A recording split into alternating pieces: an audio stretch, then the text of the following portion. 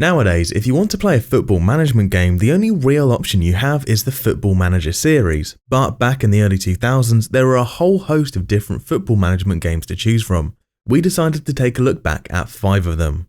The most similar game to Football Manager was of course Championship Manager. In fact, they started out as the same game until the developers, Sports Interactive, and the publishers, Eidos, split in 2003.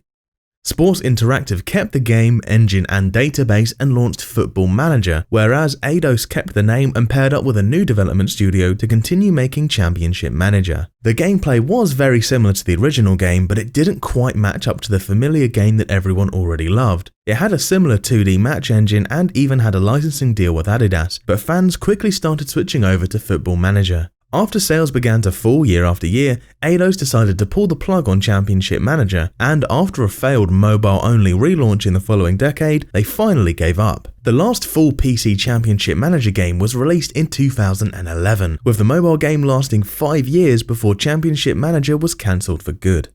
One of the most popular football management games of the 2000s was LMA Manager. The console-focused game was easily available on the PS2 and offered a 3D match engine which Football Manager didn't have at the time. The graphics were similar to that of FIFA and PES, and this opened up the market to people who didn't like the spreadsheet look and feel of Football Manager and Championship Manager. The game allowed you to build and upgrade your stadium, create your own team, and even had a match of the day style highlight show. The game was cancelled after the release of LMA Manager 2007 as the software the game ran on had issues with newer hardware, but LMA Manager will always remain a fond memory of players in the early 2000s, and who could forget some of the great songs used in the intros to the games.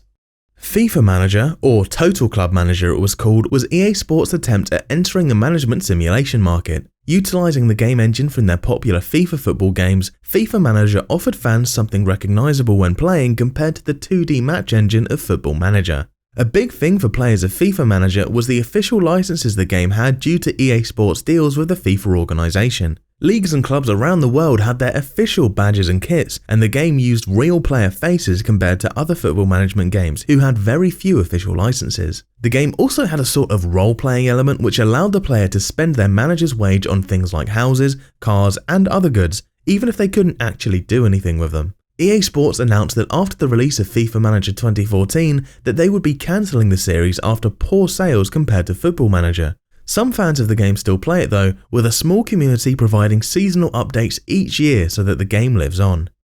Most people who played football games throughout the 2000s probably aren't even aware there was a Pro Evolution Soccer management game, but in 2006, Konami released their entry into the genre. The PS2 only release was supposed to rival FIFA Manager, just as Pro Evolution Soccer had been the main rival to the FIFA series, but only the one installment was ever released. The game featured the same match engine as PES and shared the few official licenses that game had, but errors in spelling and a slow gameplay put players off. Pro Evolution Soccer Management did feature some role-playing aspects, such as having to hire a secretary and having face-to-face meetings with various staff members and new signings, but it wasn't enough to challenge the already established football management franchises. Konami did release a mobile version of the game during the 2010s, which featured official licenses from various teams each season, but when they rebranded PES to eFootball, they decided to discontinue updates and remove it from the App Store. Probably the strangest feature on this list is Let's Make a Soccer Team. The game was more like a football club chairman simulator, but did let you control the tactics of the team as well. It was very similar to Pro Evolution Soccer Management in how it looked and played, and released in Europe in 2006 as an adaptation of a Japanese game. Let's Make a Soccer Team was unlike all the other games available in the fact that it had a storyline, in which you had an antagonist who was the chairman of a rival club and who you came across throughout the game. You also couldn't manage a real club in the game, hence the title. The start of the game also made you take part in a playoff, and if you lost you had to start again, which annoyed players because you couldn't just instantly start like the other football management games. Only the single installment was ever released, as publishers Sega, who also published Football Manager, decided to focus on the already popular franchise instead of publishing new competitors. So there you have it, 5 forgotten football management games from the early 2000s. Did you ever play any of them? If so, which was your favourite?